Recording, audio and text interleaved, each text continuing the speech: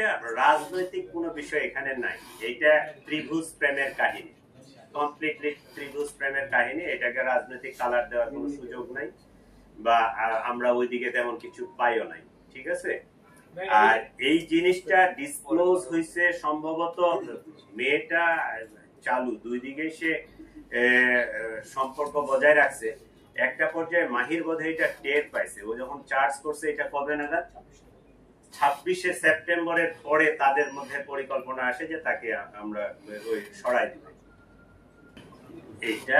আমরা এটা মেনেই নিছি, কারণ কোনো একটা ঘটনা ঘটলে আপনারা আমাদের সমালোচনা করবেন, এটাই ভালো। কারণ সমালোচনা করলে আমরাও সতর্ক হব, আমরা আরেকটু অ্যাক্টিভলি কাজ করতে পারবো, আইন শৃঙ্খলা পরিস্থিতি ভালো রাখতে পারবো, এটা পজিটিভ। ঠিক আছে। কিন্তু ঢাকা শহর 2-2.5 কোটি মানুষ বসবাস করে, এখানে যে রিক্সা শ্রমিক থেকে শুরু করে ওই বিলিয়নার মিলিয়নার লোকজন বসবাস করে, varieties of people, varieties mentality. Crime যে 2-4টা হবে না এটা নিশ্চিত বলা যাবে না। পৃথিবীর সব বড় বড় শহর, নিউ ইয়র্ক বলেন বা অন্যান্য শহরগুলো দেখেন, ওদের ক্রাইম স্ট্যাটিস্টিক্স দেখেন আমাদের চেয়ে বেশি। আমরা সেই তুলনায় আমরা মনে করব যে আপনাদের সহযোগিতায়, আমাদের সহযোগিতায়, সকলেই মিলে আমরা ঢাকা শহর অনেকটা নিরাপদ।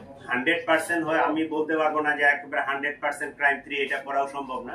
বাট আমরা এইটা চেষ্টা করি যে সবসময় একটা সহনশীল মাত্রায় যেন থাকে, পাবলিকের মধ্যে যেন যে সেন্স অফ সিকিউরিটি এটা যেন থাকে, এইটা আমরা চেষ্টা করি। এটা করে আসলে কম বয়স্ক তো, 18 বছর, সে মনে হয় ওই ডিসিশন নিতে পারতেছিল না।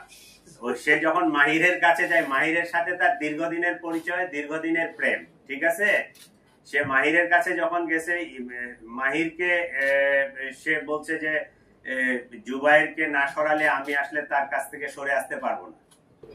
আমরা ধরে নিব যে হত্যার উদ্দেশ্যেই দিছে। ও যদি আঘাত করার জন্য হয়তো তাহলে পায়ে হাতে অন্য কোনো জায়গায় দিতে পারতো, একটা ভয় দেখাইতে পারতো। যেহেতু গলায় পোস্টটা দিছে, এখানে কাটছে, সেটা আমরা ধরে নিব যে সে হত্যার উদ্দেশ্যে দিছে।